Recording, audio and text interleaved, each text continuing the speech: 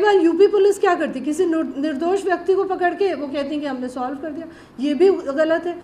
ACS गृह उत्तराखंड ने बगैर तथ्यों की जानकारी किए एक गैर जिम्मेदाराना बयान जारी किया है। किसी भी सिविल सर्वेंट को ऐसे बयानों से बचना चाहिए। जो राज्य कभी एक हुआ करते थे, जिन राज्यों के बारे में कहा जाता है कि एक बड़ा भाई है और दूसरा छोटा भाई है, उन दोनों राज्यों के सरकारी अधिकारी ही आपस में भिड़ गए हैं और इस भिड़ंत की वजह बना है एक माफिया। आपको पूरा मामला विस्तार से बताएं, लेकिन उससे पहले आपको ये बता देते हैं कि ये दोनों राज्य कौन से हैं। दरअसल ये दोनों राज्य हैं यूपी और उत्तराखंड, जहां इन दिनों दोनों सूबों की पुलिस घमासान मचा हुआ है। बयानों के तीर छोड़े जा रहे हैं, एक दूसरे पर आरोप लगाए जा रहे हैं। अब इस मामले में उत्तराखंड की एसीएस होम राधा रतूड़ी ने यूपी पुलिस की कार्यप्रणाली पर ही सवाल खड़े कर दिए हैं और बयान दे दिया है। उनके बयान के बाद से ही यूपी पुलिस सवालों के घेरे में आ गई है। उन्होंने कहा है कि कोई भी कार्रवाई सही तरीके से होनी चाहिए और किसी भी निर्दोष को पकड़ना नहीं चाहिए। आगे उन्होंने कहा कि कई बार उत्तर प्रदेश की पुलिस निर्दोष लोगों को पकड़ती है और कहती है कि हमने केस सुलझा लिया, जो कि गलत है। आपने कहा 3 दिन का कोई अल्टीमेटम नहीं है। जो क्राइम है वो सॉल्व होनी चाहिए और सही तरीके से सॉल्व होना चाहिए, और किसी निर्दोष को पकड़ना भी नहीं चाहिए, ये भी गलत है।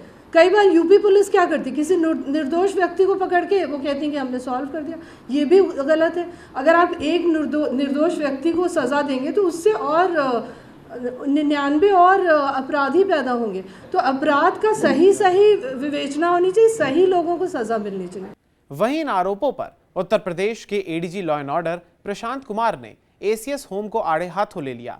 उन्होंने राधा रतूड़ी को नसीहत दे डाली। उन्होंने कहा कि किसी भी सिविल सर्वेंट को ऐसे बयानों से बचना चाहिए। उन्होंने कहा कि एसीएस होम का यह बयान तथ्यों पर आधारित नहीं है। एसीएस होम का बयान देखा और सुना है।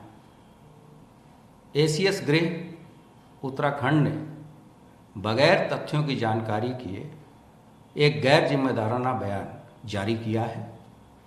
किसी भी सिविल सर्वेंट को ऐसे बयानों से बचना चाहिए, विशेषकर जबकि वो देश के सबसे बड़े राज्य तथा सबसे संवेदनशील राज्य से जुड़ा मुद्दा है। ये बयान खेदजनक है और तथ्यों के पे आधारित नहीं है। क्या एसीएस होम को मुख्तार अंसारी एवं विजय मिश्रा, जिनके माननीय न्यायालयों ने सजा दी है, निर्दोष लगते हैं? क्या जफर, जो कि एक खनन माफिया है तथा पूर्व से ही जिस पे 1 लाख का इनाम था तथा वो वांछित चल रहा था, या उधम सिंह नगर का रहने वाला जीएस ब्लॉक प्रमुख निर्दोष लगते हैं?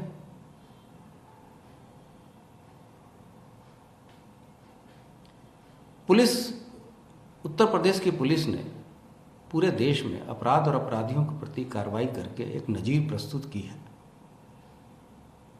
ऐसी स्थिति में इस तरह का बयान दुर्भाग्यपूर्ण है।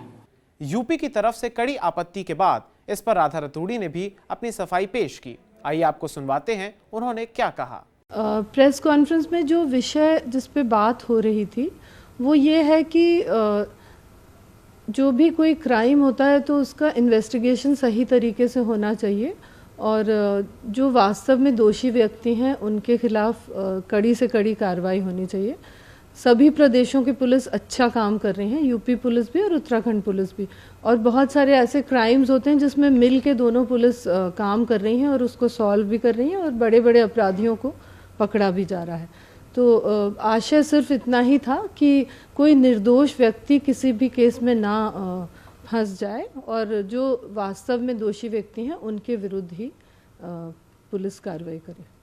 वहीं एसीएस होम राधा रतूड़ी के बयान पर उत्तराखंड के एडीजी अशोक कुमार ने कहा कि वो यानी राधा रतूड़ी मुकदमों के बारे में चर्चा कर रही थी। उनका कहना था कि मामले झूठे नहीं होने चाहिए ताकि पुलिस की समाज में विश्वसनीयता बढ़े। हमने भी उत्तर प्रदेश पुलिस के साथ काम किया है और वो बहुत ही पेशेवर पुलिस है।